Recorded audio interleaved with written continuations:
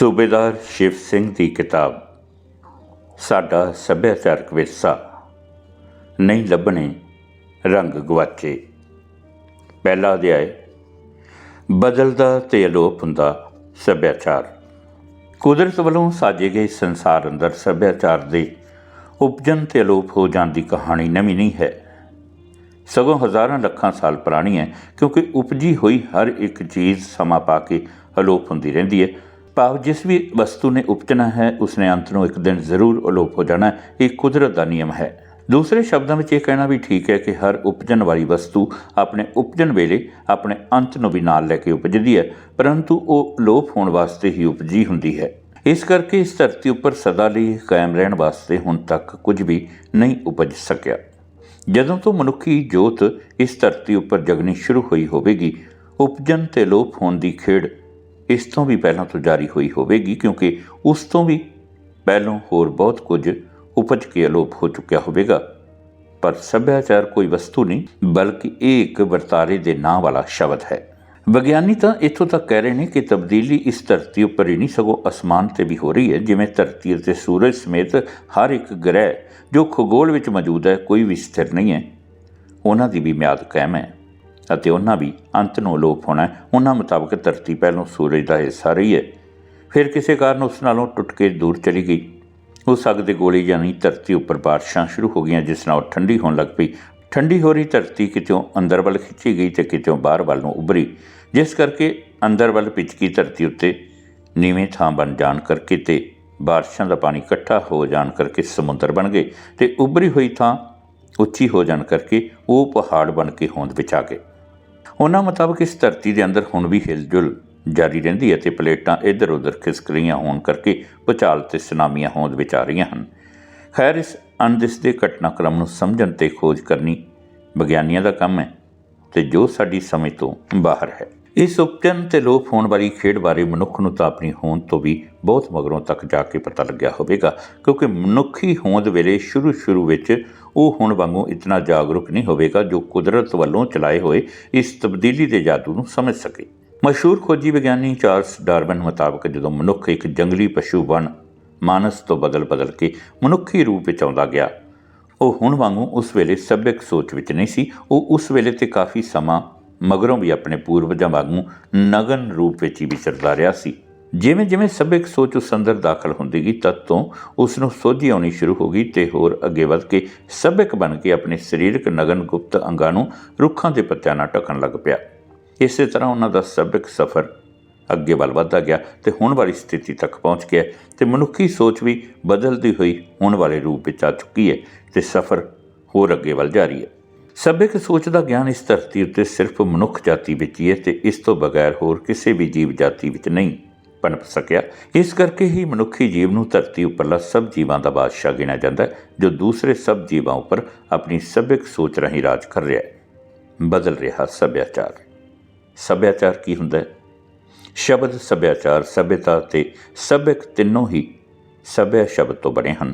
सभ्य शब्द उच्ची सोच समझ तहजीब की थां ते वरतिया जाने वाला शब्द है। इस शब्द नूं असीं इकल्ले मनुख ते समूह समाज नाल भी जोड़ के वरत सकते हाँ। इस तरह सभ्यक शब्द का अर्थ है सभ्या का मालक, सभ्या रखने वाला मनुख। सभ्या मनुख जां सभ्यक समाज अखवाउंदा है। सभ्या शब्द तो बनया सभ्यता शब्द समाज नाल संबंधित है, जो पिछले लंबे समय तो बनी होने करके सभ्यता अखवाउंदी है।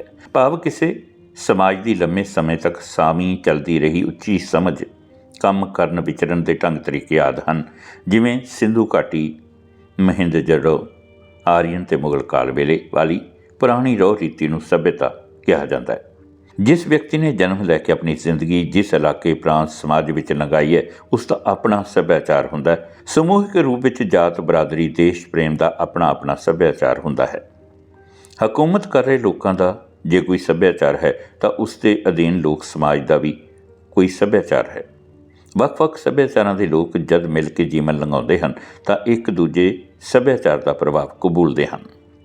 जो एक सभ्याचार दूजे सभ्याचार नूं दिंदा है तो वह दूजे सभ्याचार तो प्राप्त भी करता है। सभ्याचार विच लोक किरत, काम धंधे, रहन दे ढंग तरीके, उत्सव, खेडां, लोक गीत, रस्मां रिवाजां, ललित कलावां, समाज साधना, उद्योगां, वणजां ते ਪ੍ਰਾਕ੍ਰਿਤਿਕ ਸਮੱਸਿਆਵਾਂ ਦਾ ਜ਼ਿਕਰ ਹੁੰਦਾ ਹੈ। ਸੱਭਿਆਚਾਰ ਸੱਭਿਆ ਸ਼ਬਦ ਤੋਂ ਹੀ ਬਣਿਆ। ਸੱਭਿਆਚਾਰ ਸ਼ਬਦ ਦਾ ਘੇਰਾ ਬਹੁਤ ਵੱਡਾ ਹੁੰਦਾ ਹੈ ਅਤੇ ਜੋ ਸਾਰੇ ਸਮਾਜਾਂ ਦਾ ਵੱਖ-ਵੱਖ ਹੁੰਦਾ ਹੈ ਅਤੇ ਇਹ ਸਮਾਜ ਦੇ ਰੀਤੀ ਰਿਵਾਜ, ਖੁਸ਼ੀਆਂ ਗਮੀਆਂ ਦੇ ਵੱਖ-ਵੱਖ ਵੇਲਿਆਂ, ਵੱਖ-ਵੱਖ ਧੰਦਿਆਂ ਨੂੰ ਕਰਨ ਦੇ ਢੰਗ ਤਰੀਕਿਆਂ, ਬੋਲ ਚਾਲ, ਰਹਿਣੀ ਬਹਿਣੀ, ਨੱਚਣ ਕੁੱਦਣ, ਖੇਡਣ, ਗੀਤਾਂ, ਵੈਣਾਂ, ਸਿੱਠਣੀਆਂ ਦੇ ਰੂਪ ਵਿੱਚ ਸਮਾਜਿਕ ਪ੍ਰਗਟਾਵਿਆਂ ਨੂੰ ਰੂਪਮਾਨ ਕਰਦਾ ਹੈ। ਇਸ ਸ਼ਬਦ ਦੇ ਕਲਾਵੇ ਵਿੱਚ ਬਹੁਤ ਕੁਝ ਆ ਜਾਂਦਾ ਹੈ। ਸੱਭਿਆਚਾਰ ਸਮੇਂ ਦੇ ਨਾਲ ਨਾਲ ਉਸ ਦਾ ਹਾਣੀ ਹੋ ਕੇ ਤਰੱਕੀ ਕਰਦਾ ਹੈ ਅਤੇ ਬਦਲਦਾ ਰਹਿੰਦਾ। ਇਸ ਨੂੰ ਅੰਗਰੇਜ਼ੀ ਭਾਸ਼ਾ ਵਿੱਚ ਕਲਚਰ ਵੀ ਕਹਿੰਦੇ ਹਨ, ਜੋ ਲਤੀਨੀ ਭਾਸ਼ਾ ਦਾ ਸ਼ਬਦ ਹੈ। ਜਿਵੇਂ ਖੇਤੀ ਸੱਭਿਆਚਾਰ ਵਿੱਚੋਂ ਸੰਖੇਪ ਵਿੱਚ ਉਦਾਹਰਣ ਹੈ। ਜਦੋਂ ਤੋਂ ਮਨੁੱਖ ਨੇ ਇਸ ਧਰਤੀ ਉੱਤੇ ਚੱਲਣਾ ਸ਼ੁਰੂ ਕੀਤਾ ਹੋਵੇਗਾ ਤਦ ਉਸਨੇ ਆਪਣੀ ਪੇਟ ਪੂਜਾ ਵਾਸਤੇ ਭੋਜਨ ਦੀ ਲੋੜ ਪੂਰੀ ਕਰਨ ਲਈ ਰੁੱਖਾਂ ਦੇ ਫਲਾਂ ਅਤੇ ਸਾਰੀਆਂ ਜੰਗਲੀ ਜੜੀ ਬੂਟੀਆਂ ਵਿੱਚੋਂ ਖਾਣਯੋਗ ਪਦਾਰਥ ਯਾਨੀ ਭੋਜਨ ਵਾਸਤੇ ਲਾਭਦਾਇਕ ਫਲਾਂ ਅਤੇ ਬੀਜਾਂ ਦੀ ਪਛਾਣ ਕੀਤੀ ਹੋਵੇਗੀ, ਜੋ ਮਨੁੱਖ ਲਈ ਭੋਜਨ ਦੇ ਲਾਭਾਂ ਵਾਸਤੇ ਫਸਲਾਂ ਬਣ ਸਕਦੀਆਂ ਹੋਣਗੀਆਂ ਅਤੇ ਉਹਨਾਂ ਦੇ ਨਾਂ ਸਾਉਣੀ ਅਤੇ ਹਾੜੀ ਵਾਲੇ ਫਸਲੀ ਨਾਂ ਰੱਖੇ ਹੋਣਗੇ, ਜਿਵੇਂ ਮੋਠ, ਬਾਜਰਾ, ਮੱਕੀ ਅਤੇ ਕਣਕ, ਛੋਲੇ ਵਗੈਰਾ ਵਗੈਰਾ। ਉਸ ਤੋਂ ਮਗਰੋਂ ਜ਼ਿਆਦਾ ਫਸਲੀ ਲਾਭ ਲੈਣ ਲਈ ਪਾਣੀ ਨਾਲ ਫਸਲ ਪਾਲਣ ਵਾਸਤੇ ਪਹਿਲੋਂ ਕੱਚੇ ਖੂਹ, ਫਿਰ ਪੱਕੇ ਖੂਹ ਰਾਹੀਂ ਬੰਦੋਬਸਤ ਕੀਤਾ ਹੋਵੇਗਾ।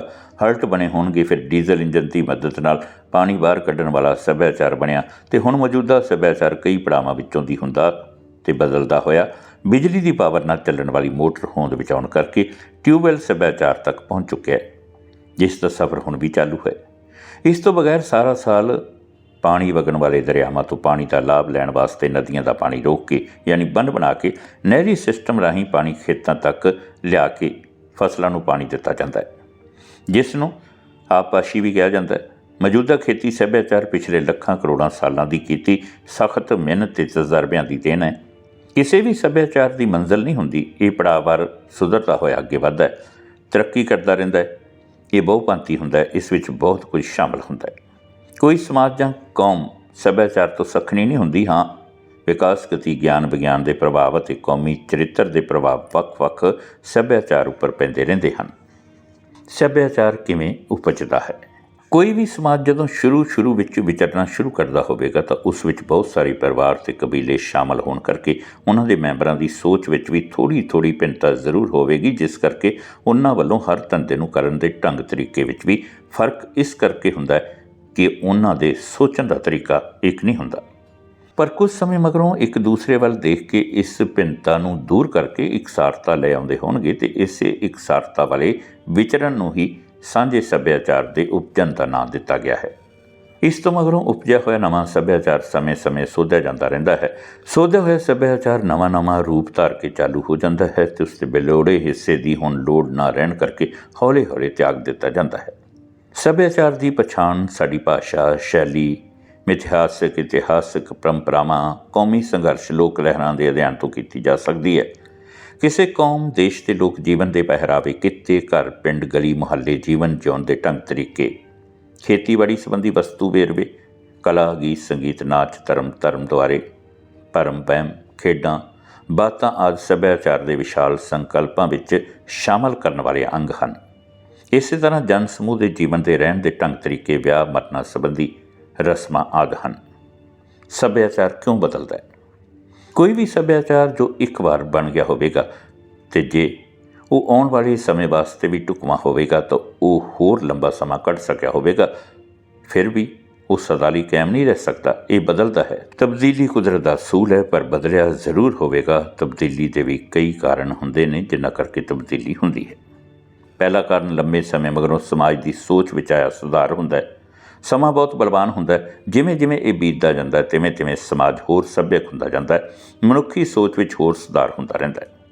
ਦੂਸਰਾ ਕਾਰਨ ਸੱਭਿਆਚਾਰ ਵਿੱਚ ਦੇਖੀਆਂ ਅਤੇ ਮਹਿਸੂਸ ਕੀਤੀਆਂ ਗਈਆਂ ਊਣਤਾਈਆਂ, ਜਿਨ੍ਹਾਂ ਵਿੱਚ ਸਮੇਂ ਅਨੁਸਾਰ ਸੁਧਾਰ ਕਰਨ ਦੀ ਲੋੜ ਪੈਂਦੀ ਰਹਿੰਦੀ ਹੈ। ਤੀਸਰਾ ਕਾਰਨ ਦੇਖੀਆਂ ਅਤੇ ਮਹਿਸੂਸ ਕੀਤੀਆਂ ਗਈਆਂ ਊਣਤਾਈਆਂ ਨੂੰ ਅਸੀਂ ਤਦ ਹੀ ਬਦਲ ਸਕਾਂਗੇ ਜੇਕਰ ਉਹਨਾਂ ਦਾ ਠੀਕ ਢੁਕਵਾਂ ਬਦਲ ਲੱਭ ਸਕਾਂਗੇ। ਇਸ ਕਰਕੇ ਹੁਣ ਢੁਕਵਾਂ ਬਦਲ ਲੱਭਣ ਲਈ ਸਮਾਜ ਦੇ ਵਿਗਿਆਨੀਆਂ ਨੂੰ ਹੋਰ ਖੋਜ ਕਰਨ ਵਾਸਤੇ ਸਖਤ ਮਿਹਨਤ ਕਰਨੀ ਪੈਂਦੀ ਹੈ। ਇਹਨਾਂ ਕਾਰਨਾਂ ਕਰਕੇ ਹੀ ਚੱਲ ਰਹੇ ਮੌਜੂਦਾ ਸੱਭਿਆਚਾਰ ਨੂੰ ਬਦਲਣ ਅਤੇ ਨਵੇਂ ਨੂੰ ਲਿਆਉਣ ਵਾਸਤੇ ਲੋੜ ਮਹਿਸੂਸ ਹੋਣ ਲੱਗ ਪੈਂਦੀ ਹੈ। ਬਸ ਇਹੀ ਮਹਿਸੂਸ ਹੋਣ ਵਾਲੀ ਲੋੜ ਹੀ ਨਵੀਂ ਕਾਢ ਨੂੰ ਕੱਢਣ ਲਈ ਮਜਬੂਰ ਕਰਦੀ ਹੈ। ਭਾਵ ਲੋੜ ਹੀ ਨਵੀਂ ਕਾਢ ਦੀ ਜਨਮਦਾਤੀ ਬਣਦੀ ਹੈ। ਲੋੜ ਹੀ ਨਵੀਂ ਸੋਚ ਨੂੰ ਜਨਮ ਦਿੰਦੀ ਹੈ, ਜੋ ਬਦਲਾਅ ਪ੍ਰਤੀ ਪੂਰੀ ਜ਼ਿੰਮੇਵਾਰ ਬਣਦੀ ਹੈ ਅਤੇ ਨਿਕਲਣ ਵਾਲੀ ਨਵੀਂ ਕਾਢ ਦੀ ਮਾਂ ਖਵਾਉਂਦੀ ਹੈ। ਕਿਸੇ ਵੀ ਇਲਾਕੇ ਦੇ ਸੱਭਿਆਚਾਰ ਉੱਪਰ ਉਸਦੇ ਇਤਿਹਾਸਕ, ਭੂਗੋਲਿਕ, ਮਿਥਿਹਾਸਕ ਅਤੇ ਪੁਰਾਣੇ ਲੋਕਾਂ ਦੇ ਸੱਭਿਆਚਾਰਕ ਵਿਰਸੇ ਦਾ ਵੀ ਪ੍ਰਭਾਵ ਪੈਂਦਾ ਹੈ। ਲੋੜ ਨਵੀਂ ਕਾਢ ਦੀ ਮਾਂ ਕਿਉਂ ਤੇ ਕਿਵੇਂ ਬਣਦੀ ਹੈ? ਇਹ ਸੋਚ ਕੇ ਕਿ ਲੋੜ ਨੂੰ ਹੀ ਕਾਢ ਦੀ ਮਾਂ ਕਿਉਂ ਕਿਹਾ ਜਾਂਦਾ ਹੈ, ਕਿਉਂਕਿ ਜੇ ਲੋੜ ਹੀ ਨਾ ਪਵੇ ਅਤੇ ਚੱਲ ਰਿਹਾ ਮੌਜੂਦਾ ਸੱਭਿਆਚਾਰ ਠੀਕ ਚੱਲਦਾ ਰਹੇ ਅਤੇ ਨਾ ਹੀ ਕਿਸੇ ਕਿਸਮ ਦਾ ਨੁਕਸਾਨ ਹੀ ਕਰੇ, ਤਦ ਹੋਰ ਨਵੇਂ ਸੱਭਿਆਚਾਰ ਨੂੰ ਖੋਜਣ ਦੀ ਕੀ ਲੋੜ ਹੈ? ਕਿਉਂਕਿ ਜ਼ਿੰਦਗੀ ਦੇ ਸਾਰੇ ਕੰਮ ਤਾਂ ਠੀਕ ਹੀ ਚੱਲ ਰਹੇ ਹਨ। ਪਰ ਜਦੋਂ ਮੌਜੂਦਾ ਸੱਭਿਆਚਾਰ ਸਮੇਂ ਦੀ ਕਸਵੱਟੀ 'ਤੇ ਖਰਾ ਨਹੀਂ ਉਤਰਦਾ, ਉਲਟਾ ਜਾਨੀ ਤੇ ਮਾਲੀ ਨੁਕਸਾਨ ਕਰਦਾ ਹੋਵੇ, ਤਦ ਉਸ ਨੂੰ ਬਦਲਣ ਵਾਸਤੇ ਸੋਚਣ ਲੱਗ ਪੈਂਦੀ ਹੈ ਅਤੇ ਨਵੇਂ ਨੂੰ ਲਿਆਉਣ ਵਾਸਤੇ ਲੋੜ ਮਹਿਸੂਸ ਹੁੰਦੀ ਹੈ। ਉਸ ਵੇਲੇ ਇਵੇਂ ਲੱਗਣ ਲੱਗ ਪੈਂਦਾ ਜਿਵੇਂ ਸੱਭਿਆਚਾਰ ਆਪ ਖੁਦ ਕਹਿ ਰਿਹਾ ਹੁੰਦਾ ਹੈ, ਮੈਂ ਪੁਰਾਣਾ ਹੋ ਚੁੱਕਿਆ ਹਾਂ, ਮੈਨੂੰ ਹੁਣ ਬਦਲ ਦੇਵੋ। ਭਾਵ ਸਮਾਂ ਹੁਣ ਬਹੁਤ ਅੱਗੇ ਨਿਕਲ ਚੁੱਕਿਆ, ਪਰ ਇਹ ਸੱਭਿਆਚਾਰ ਪੁਰਾਣੇ ਵੇਲੇ ਵਾਲਾ ਹੈ ਜਿਸ ਨੂੰ ਬਦਲਣਾ ਚਾਹੀਦਾ ਹੈ। ਇੱਥੇ ਫਿਰ ਖੇਤੀ ਸੱਭਿਆਚਾਰ ਵਿੱਚੋਂ ਹੀ ਉਦਾਹਰਣ ਪੇਸ਼ ਹੈ। ਪਹਿਲੋਂ ਕਹੇ ਮੁਤਾਬਕ ਜਿਵੇਂ ਪੁਰਾਣੇ ਸਮੇਂ ਵੇਲੇ ਕਿਸਾਨਾਂ ਨੇ ਫਸਲਾਂ ਨੂੰ ਪਾਣੀ ਦੇਣ ਵਾਸਤੇ ਪਹਿਲੋਂ ਧਰਤੀ ਉੱਤੇ ਕੱਚੇ ਖੂਹ ਪੁੱਟੇ, ਤਾਂ ਝੋਟਿਆਂ ਤੇ ਬੋਤਿਆਂ ਨਾਲ ਪਾਣੀ ਬਾਹਰ ਕੱਢਿਆ। ਖੂਹ ਡੂੰਘੇ ਕਰਨ ਨਾਲ ਮਿੱਟੀ ਦੀਆਂ ਡਿੱਗਾਂ ਡਿੱਗਣ ਨਾਲ ਜਾਨੀ ਤੇ ਮਾਲੀ ਨੁਕਸਾਨ ਹੋਇਆ। ਪਾਣੀ ਹੋਰ ਹੇਠਾਂ ਜਾਂਦਾ ਰਹਿੰਦਾ ਸੀ। ਖੂਹ ਪੱਕੇ ਤੇ ਹੋਰ ਡੂੰਘੇ ਕਰਨ ਵਾਸਤੇ ਇੱਟਾਂ, ਗਾਰਾ ਤੇ ਮਗਰੋਂ ਚੂਨਾ ਸੀਮੈਂਟ ਨੂੰ ਵਰਤੋਂ ਵਿੱਚ ਲਿਆਂਦਾ ਤਾਂ ਖਰਚ ਬਹੁਤ ਜ਼ਿਆਦਾ ਹੁੰਦਾ ਸੀ। ਖੂਹਾਂ ਉੱਤੇ ਹਲਟ ਬਣਾ ਕੇ ਖਰਚ ਹੋਰ ਵਧਿਆ। ਫਿਰ ਲੱਕੜ ਦੇ ਵਿੱਡਾਂ ਦੀ ਥਾਂ ਲੋਹੇ ਦੇ ਵਿੱਡ ਤੇ ਮਿੱਟੀ ਦੀਆਂ ਟਿੰਡਾਂ ਦੀ ਥਾਂ ਸਭ ਕੁਝ ਲੋਹੇ ਦਾ ਹੀ ਬਣਵਾਉਣ ਵਾਸਤੇ ਖਰਚ ਜ਼ਿਆਦਾ ਤਾਂ ਹੋਇਆ ਹੀ, ਪਰ ਜਾਨੀ ਤੇ ਮਾਲੀ ਨੁਕਸਾਨ ਵੀ ਨਹੀਂ ਘਟਿਆ। ਪਿਛਲੀ ਸਦੀ ਦੇ 70ਵੇਂ ਤੋਂ 90 ਦੇ ਦਹਾਕੇ ਤੱਕ ਟਿਊਬਵੈੱਲ ਸਿਸਟਮ ਚੱਲਿਆ। ਇੰਜਨ ਤੇ ਮੋਟਰਾਂ ਨਾਲ ਪਾਣੀ ਬਾਹਰ ਕੱਢਿਆ। ਟਿਊਬਵੈੱਲਾਂ ਦੀ ਗਿਣਤੀ ਵਧਣ ਨਾਲ ਪਾਣੀ ਹੋਰ ਹੇਠਾਂ ਚਲੇ ਗਏ, ਜਿਸ ਕਰਕੇ ਖੂਹ ਨਕਾਰਾ ਹੋ ਗਏ। ਖੂਹੀਆਂ ਹੋਰ ਡੂੰਘੀਆਂ ਕਰਦਿਆਂ ਬਹੁਤ ਸਾਰੇ ਗਰੀਬ ਕਿਸਾਨਾਂ ਦੀਆਂ ਜ਼ਿੰਦਗੀਆਂ ਬਰਬਾਦ ਹੋ ਗਈਆਂ ਸੀ। ਹੁਣ ਮਗਰੋਂ ਮੱਛੀ ਮੋਟਰਾਂ ਦੀ ਨਵੀਂ ਕਾਢ ਨਿਕਲਣ ਕਰਕੇ ਜਾਨੀ ਨੁਕਸਾਨ ਤਾਂ ਘੱਟ ਹੋ ਗਿਆ, ਪਰ ਇਹ ਸਿਸਟਮ ਬਹੁਤ ਖਰਚੀਲਾ ਹੋਣ ਕਰਕੇ ਗਰੀਬੀ ਦੀ ਸਤਾਈ ਹੋਈ ਹੇਠਲੀ ਕਿਸਾਨੀ ਦੁਖੀ ਹੋ ਕੇ ਖੁਦਕੁਸ਼ੀਆਂ ਕਰਨ ਲੱਗ ਪਈ। ਕਿਸਾਨੀ ਧੰਦਾ ਬਾਕੀ ਸਾਰਿਆਂ ਧੰਦਿਆਂ ਤੋਂ ਹੱਡ ਭੰਨਵੀਂ ਸਖਤ ਮਿਹਨਤ ਮਸ਼ੱਕਤ ਵਾਲਾ ਅਤੇ ਖਰਚੀਲਾ ਹੋਣ ਕਰਕੇ ਇਸ ਦੇ ਬਾਰੇ ਸੱਚ ਹੀ ਕਿਹਾ ਜਾਂਦਾ ਹੈ ਕਿ ਜੱਟਾ ਤੇਰੀ ਜੂਨ ਬੁਰੀ, ਹਲ ਛੱਡ ਕੇ ਪੱਠਿਆਂ ਨੂੰ ਫਿਰ ਜਾਣਾ। ਅਤੇ ਐਵੇਂ ਨਹੀਂ ਕਿਸਾਨ ਸੀਰੀ ਦੇ ਗੱਲ ਲੱਗ ਕੇ ਰੋਂਦਾ। ਸਾਉਣ ਭਾਦੋਂ ਦੇ ਵੱਟਵੇਂ ਦਿਨਾਂ ਵੇਲੇ ਕਿਸਾਨ ਤਾਂ ਸਾਧ ਬਣ ਜਾਣ ਬਾਰੇ ਵੀ ਸੋਚਣ ਲੱਗ ਜਾਂਦਾ ਹੈ। ਲਿਖੇ ਗਏ ਇਹੋ ਜਿਹੇ ਸਾਰੇ ਕਾਰਨਾਂ ਕਰਕੇ ਹੀ ਨਵੀਂ ਕਾਢ ਕੱਢਣ ਵਾਸਤੇ ਲੋੜ ਬਣਦੀ ਹੈ ਅਤੇ ਤਦ ਜਾ ਕੇ ਨਵੀਂ ਕਾਢ ਜਨਮ ਲੈਂਦੀ ਹੈ। ਹੁਣ ਫਿਰ ਨਵੀਆਂ ਕਾਢਾਂ ਦੇ ਮੁਕੰਮਲ ਇਨਕਲਾਬ ਦੀ ਲੋੜ ਮਹਿਸੂਸ ਹੋ ਰਹੀ ਹੈ, ਜਿਸ ਵਿੱਚ ਫਸਲੀ ਚੱਕਰ ਬਦਲਣ, ਪਾਣੀ ਘੱਟ ਖਰਚ ਕਰਨ, ਘੱਟ ਖਰਚੀਲਾ ਅਤੇ ਪਰਾਲੀ ਤੇ ਨਾੜ ਨਾ ਸਾੜਨ ਬਾਰੇ ਨਵੇਂ ਸਾਧਨਾਂ ਦੀ ਲੋੜ ਹੈ, ਜਿਸ ਕਰਕੇ ਰੁੱਖ ਤੇ ਦੋਸਤ ਜੀਵ ਜੰਤੂ ਵੀ ਸੜਨ ਤੋਂ ਸੁਰੱਖਿਅਤ ਰਹਿਣ ਤੇ ਗਰੀਬੀ ਵੀ ਦੂਰ ਹੋਵੇ। ਖੇਤੀ ਸੱਭਿਆਚਾਰ ਇਸ ਵੇਲੇ ਐਸੇ ਮੋੜ 'ਤੇ ਪਹੁੰਚ ਚੁੱਕਿਆ ਹੈ ਜਿੱਥੋਂ ਇਸ ਨੇ ਬਦਲਣ ਵਾਲੇ ਪਾਸੇ ਮੁੜਨਾ ਹੈ। ਐਸੀ ਸਥਿਤੀ ਪ੍ਰਸਥਿਤੀ ਖੇਤੀ ਵਿਗਿਆਨੀਆਂ ਨੂੰ ਵੰਗਾਰ ਬਣ ਕੇ ਨਵੀਂ ਕਾਢ ਕੱਢਣ ਵਾਸਤੇ ਮੌਕਾ ਪ੍ਰਦਾਨ ਹੀ ਨਹੀਂ ਕਰਦੀ, ਸਗੋਂ ਨਵੀਂ ਕਾਢ ਵੀ ਆਪਣਾ ਦਰਵਾਜ਼ਾ ਖੋਲ੍ਹ ਕੇ ਬਾਹਰ ਨਿਕਲਣ ਵਾਸਤੇ ਉਹਨਾਂ ਨੂੰ ਉਡੀਕ ਰਹੀ ਹੁੰਦੀ ਹੈ। ਅਤੇ ਜਦੋਂ ਪਿਛਲੀਆਂ ਫੇਲ ਹੋ ਰਹੀਆਂ ਕਾਢਾਂ ਤੋਂ ਮਗਰੋਂ ਨਵੀਂ ਪ੍ਰਾਪਤੀ ਹੁੰਦੀ ਦੇਖ ਕੇ ਵਿਗਿਆਨੀ ਵੀ ਡਾਕਟਰ ਇਕਬਾਲ ਵੱਲੋਂ ਰਚੇ ਗਏ ਸ਼ਬਦਾਂ ਦੇ ਅਰਥ ਵਾਂਗੂ ਹੌਸਲਾ ਫੜਦੇ ਹੋਣਗੇ, ਜਿਵੇਂ ਆਸਮਾਂ ਕੇ ਆਗੇ ਜਹਾਂ ਔਰ ਵੀ ਹੈ। ਮੂਲ ਰੂਪ ਵਿੱਚ ਸੱਭਿਆਚਾਰ ਵਿੱਚ ਗਿਆਨ, ਵਿਸ਼ਵਾਸ, ਜੀਵਨ ਲਈ ਸੁਹਜਾਤਮਕ ਵਿਰਤੀਆਂ ਜਿਵੇਂ ਚਿੱਤਰਕਾਰੀ, ਗੀਤ, ਸੰਗੀਤ, ਸਾਹਿਤ ਅਤੇ ਰੀਤੀ ਰਿਵਾਜਾਂ, ਧਰਮ, ਜੀਵਨ ਸਾਧਨ, ਰਸਮਾਂ ਰਿਵਾਜਾਂ ਦੀਆਂ ਸਥਾਪਿਤ ਵਿਧੀਆਂ ਅਤੇ ਬਦਲਦੀਆਂ ਰਵਾਇਤਾਂ ਸ਼ਾਮਲ ਕੀਤੀਆਂ ਜਾ ਸਕਦੀਆਂ ਨੇ। ਸੱਭਿਆਚਾਰ ਬਦਲਣ ਦੀ ਪਰਿਭਾਸ਼ਾ। ਜਦੋਂ ਐਸੀ ਸਥਿਤੀ ਆ ਜਾਵੇ ਕਿ ਚੱਲ ਰਿਹਾ ਮੌਜੂਦਾ ਸੱਭਿਆਚਾਰ ਮਹਿੰਗਾ ਅਤੇ ਨੁਕਸਾਨ ਕਰਦਾ ਹੋਵੇ ਅਤੇ ਸਮੇਂ ਦੀ ਕਸਵੱਟੀ 'ਤੇ ਖਰਾ ਨਾ ਉਤਰਦਾ ਹੋਵੇ, ਅਤੇ ਜਦੋਂ ਸੱਭਿਆਚਾਰ ਪੁਰਾਣਾ ਹੋ ਚੁੱਕਿਆ ਹੁੰਦਾ ਅਤੇ ਸਮਾਂ ਅੱਗੇ ਨਿਕਲ ਚੁੱਕਿਆ ਹੁੰਦਾ, ਸਮਝ ਕੇ ਵਿਗਿਆਨੀਆਂ ਦਾ ਫਰਜ਼ ਬਣ ਜਾਂਦਾ ਹੈ ਕਿ ਤਜਰਬਿਆਂ ਦੀ ਮਦਦ ਨਾਲ ਨਵਾਂ ਸੱਭਿਆਚਾਰ ਸਿਰਜਿਆ ਜਾਵੇ, ਨਹੀਂ ਤਾਂ ਸਮਾਂ ਉਹਨਾਂ ਨੂੰ ਮਾफ़ ਨਹੀਂ ਕਰੇਗਾ, ਕਿਉਂਕਿ ਖੇਤੀ ਸੱਭਿਆਚਾਰ ਹੁਣ ਨਾਜ਼ੁਕ ਮੋੜ 'ਤੇ ਖੜ੍ਹਾ ਹੈ। ਹੁਣ ਤੱਕ ਦੀਆਂ ਪੇਸ਼ ਕੀਤੀਆਂ ਗਈਆਂ ਦੋਵੇਂ ਉਦਾਹਰਨਾਂ ਖੇਤੀ ਸੱਭਿਆਚਾਰ ਵਿੱਚੋਂ ਹੀ ਹਨ, ਜੋ ਪੂਰਾ ਨਹੀਂ ਸਗੋਂ ਸੱਭਿਆਚਾਰ ਦਾ ਇੱਕ ਹਿੱਸਾ ਹੈ।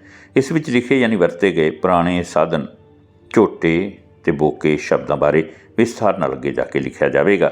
ਹੁਣ ਇਹ ਸਾਧਨ ਹੀ ਨਹੀਂ ਸਗੋਂ ਸ਼ਬਦ ਵੀ ਅਲੋਪ ਹੋ ਚੁੱਕੇ ਹਨ, ਜਿਨ੍ਹਾਂ ਨੂੰ ਅਲੋਪ ਹੋਣੋਂ ਬਚਾਉਣ ਵਾਸਤੇ ਹੋਰ ਉਹੋ ਜਿਹੇ ਸ਼ਬਦਾਂ ਨੂੰ ਵੀ ਇਸ ਕਿਤਾਬ ਵਿੱਚ ਲਿਖਣ ਯੋਗ ਜਗ੍ਹਾ ਦੇਣ ਦੀ ਕੋਸ਼ਿਸ਼ ਕੀਤੀ ਗਈ ਹੈ।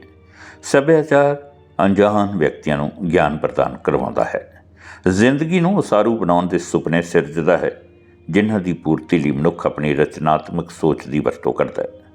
ਸੱਭਿਆਚਾਰ ਦਾ ਅਲੋਪ ਹੋ ਜਾਣਾ। ਜਿਵੇਂ ਜਿਵੇਂ ਸਮਾਂ ਬੀਤਦਾ ਜਾਂਦਾ ਹੈ, ਨਵਾਂ ਸੱਭਿਆਚਾਰ ਉਪਜਦਾ, ਪੁਰਾਣੇ ਸੱਭਿਆਚਾਰ ਵਿੱਚ ਸੋਧਾਂ ਹੁੰਦੀਆਂ ਰਹਿੰਦੀਆਂ ਹਨ। ਤਦ ਸੋਧਿਆ ਹੋਇਆ ਸੱਭਿਆਚਾਰ ਉਤਨਾ ਸਮਾਂ ਚੱਲਦਾ ਰਹਿੰਦਾ ਹੈ ਜਦੋਂ ਤੱਕ ਉਸ ਸਮਾਜ ਨੂੰ ਚੰਗਾ ਲੱਗਦਾ ਹੈ, ਤੇ ਕੋਈ ਨੁਕਸਾਨ ਨਹੀਂ ਕਰਦਾ। ਜਦੋਂ ਉਹ ਨੁਕਸਾਨ ਕਰਦਾ ਤਾਂ ਉਸ ਨੂੰ ਬਦਲ ਕੇ ਨਵਾਂ ਆ ਜਾਂਦਾ ਹੈ। ਤਾਂ ਪਹਿਲੇ ਸੱਭਿਆਚਾਰ ਦੀ ਹੁਣ ਕੋਈ ਲੋੜ ਨਾ ਸਮਝ ਕੇ ਉਸ ਨੂੰ ਛੱਡ ਦੇਣ ਕਰਕੇ ਉਹ ਲੋਪ ਹੋਣਾ ਸ਼ੁਰੂ ਹੋ ਜਾਂਦਾ ਹੈ। ਇਹ ਸਿਲਸਿਲਾ ਲਗਾਤਾਰ ਚੱਲਦਾ ਰਹਿੰਦਾ ਹੋਣ ਕਰਕੇ ਨਵੀਂ ਕਾਢ ਤੋਂ ਬਣਿਆ ਸੱਭਿਆਚਾਰ ਵਿਗਿਆਨ ਅਤੇ ਪੁਰਾਣਾ ਹੋ ਚੁੱਕਿਆ ਵਿਗਿਆਨ ਹੀ ਗਿਆਨ ਅਖਵਾਉਣ ਲੱਗ ਪੈਂਦਾ ਹੈ, ਭਾਵੇਂ ਉਹ ਵੀ ਕਾਢ ਕੱਢਣ ਨਾਲ ਬਣਿਆ ਸੀ। ਹੁਣ ਇਹ ਹਿਸਾਬ ਵੀ ਨਹੀਂ ਲਾਇਆ ਜਾ ਸਕਦਾ ਕਿ ਜਦੋਂ ਤੋਂ ਸੱਭਿਆਚਾਰ ਹੋਂਦ ਵਿੱਚ ਆਇਆ ਹੋਵੇਗਾ ਉਦੋਂ ਤੋਂ ਕਿੰਨੀ ਵਾਰ ਬਦਲਿਆ ਹੋਵੇਗਾ, ਅਤੇ ਬਦਲਿਆ ਹੋਇਆ ਸੱਭਿਆਚਾਰ ਜੋ ਸਾਰੇ ਦਾ ਸਾਰਾ ਅਲੋਪ ਹੀ ਹੋਇਆ ਹੋਵੇਗਾ, ਜੇ ਉਸ ਨੂੰ ਵੀ ਜ਼ਿੰਦਾ ਰੱਖਣ ਵਾਸਤੇ ਕਾਗਜ਼ਾਂ ਉੱਤੇ ਉਕਰ ਕੇ ਜਗ੍ਹਾ ਦਿੱਤੀ ਜਾਂਦੀ ਤਾਂ ਸ਼ਾਇਦ ਹਜ਼ਾਰਾਂ ਟਨ ਹੋਰ ਕਾਗਜ਼ਾਂ ਦੀ ਵਰਤੋਂ ਕੀਤੀ ਗਈ ਹੁੰਦੀ। ਹੁਣ ਤਾਂ ਉਸ ਸੱਭਿਆਚਾਰ ਦਾ ਸਬੂਤ ਸਿਰਫ ਚੱਲੀਆਂ ਆ ਰਹੀਆਂ ਜ਼ੁਬਾਨੀ ਕਥਾ ਕਹਾਣੀਆਂ ਹੀ ਬਾਕੀ ਹਨ, ਜੋ ਪੀੜ੍ਹੀ ਦਰ ਪੀੜ੍ਹੀ ਪਿੱਛੋਂ ਤੇ ਅੱਗਿਓਂ ਵੱਲ ਚੱਲੀਆਂ ਆ ਰਹੀਆਂ ਹਨ। ਸੱਭਿਆਚਾਰ ਵਿੱਚ ਮਨੁੱਖੀ ਵਿਵਹਾਰ ਦਾ ਸਿਖਾਂਦਰੂ ਰੂਪ ਤੇ ਵਾਤਾਵਰਨ ਦਾ ਸੁਧਰਿਆ ਰੂਪ ਸ਼ਾਮਲ ਹੁੰਦਾ ਹੈ। ਸੱਭਿਆਚਾਰ ਇਸ ਲਈ ਸਮਾਜਿਕ ਵਿਰਸਾ ਹੀ ਹੁੰਦਾ ਹੈ ਜੋ ਮਨੁੱਖ ਵੱਲੋਂ ਕਮਾਇਆ ਹੁੰਦਾ ਹੈ, ਸੋਧਿਆ ਹੁੰਦਾ ਹੈ। ਪੁਰਾਣਾ ਸੱਭਿਆਚਾਰ ਵਿਰਸਾ ਅਖਵਾਉਂਦਾ ਹੈ। ਸੱਭਿਆਚਾਰ ਦੀ ਭਾਵੇਂ ਕੋਈ ਵੀ ਵੰਨਗੀ ਹੋਵੇ, ਜਦੋਂ ਉਹ ਪੁਰਾਣਾ ਹੋ ਕੇ ਬਦਲ ਜਾਂਦਾ ਹੈ, ਵਿਰਸਾ ਅਖਵਾਉਂਦਾ ਹੈ। ਭਾਵੇਂ ਉਹ ਖੇਤੀ ਨਾਲ ਸੰਬੰਧ ਰੱਖਦਾ ਹੋਵੇ, ਭਾਵੇਂ ਖੁਸ਼ੀਆਂ ਤੇ ਗਮੀਆਂ ਦੇ ਸਮੇਂ ਬਾਰੇ ਹੋਵੇ, ਤੇ ਭਾਵੇਂ ਉਹ ਹੋਰ ਕਿਸੇ ਵੀ ਵਿਸ਼ੇ ਨਾਲ ਸੰਬੰਧ ਰੱਖਦਾ ਹੋਵੇ। ਪਿਛਲਾ ਸਾਰਾ ਸੱਭਿਆਚਾਰ ਵਿਰਸਾ ਹੀ ਬਣਦਾ ਹੈ। ਜੇ ਉਹ ਉੱਚੀ ਸੋਚ ਨਾਲ ਬਣਿਆ ਹੋਵੇਗਾ ਤਾਂ ਉਸ ਨੂੰ ਸਾਂਝਾ ਅਮੀਰ ਵਿਰਸਾ ਕਿਹਾ ਜਾਵੇਗਾ। ਵਿਰਸਾ ਸ਼ਬਦ ਤੋਂ ਹੀ ਵਿਰਾਸਤ ਸ਼ਬਦ ਬਣਿਆ ਹੈ, ਜੋ ਪਿਛਲੀਆਂ ਪੀੜ੍ਹੀਆਂ ਵੱਲੋਂ ਮਿਲੀ ਜਾਇਦਾਦ ਦਾ ਪ੍ਰਗਟਾਵਾ ਕਰਾਉਂਦਾ ਹੈ। ਵਿਰਾਸਤ ਨੂੰ ਸੰਭਾਲਣਾ ਇਸ ਕਰਕੇ ਜ਼ਰੂਰੀ ਹੋ ਜਾਂਦਾ ਹੈ ਕਿਉਂਕਿ ਉਹ ਉਹਨਾਂ ਦੇ ਪੂਰਵਜਾਂ ਦੀ ਨਿਸ਼ਾਨੀ ਤੇ ਪਛਾਣ ਹੁੰਦੀ ਹੈ। ਦੂਸਰਾ, ਅਗਲੀਆਂ ਪੀੜ੍ਹੀਆਂ ਵੱਲੋਂ ਆਪਣੇ ਫਰਜ਼ਾਂ ਦੀ ਪੂਰਤੀ ਹੁੰਦੀ ਹੈ।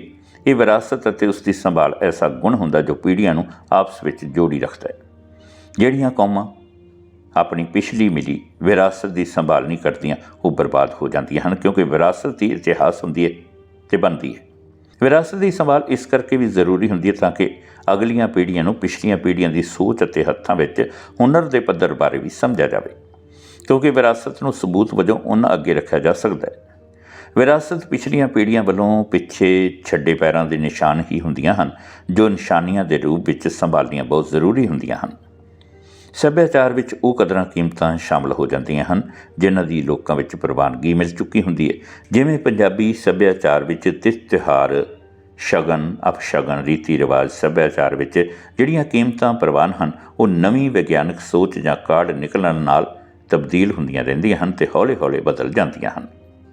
ਮਾਹੌਲ ਅਥਵਾ ਮਾਨਵੀ ਵਿਵਹਾਰ ਦੀ ਸਥਾਪਤੀ ਲਈ ਸਥਾਪਿਤ ਸੱਭਿਆਚਾਰ ਉਸ ਸਮੇਂ ਤੱਕ ਹੈ ਜਦ ਤੱਕ ਬਦਲਦਾ ਨਹੀਂ।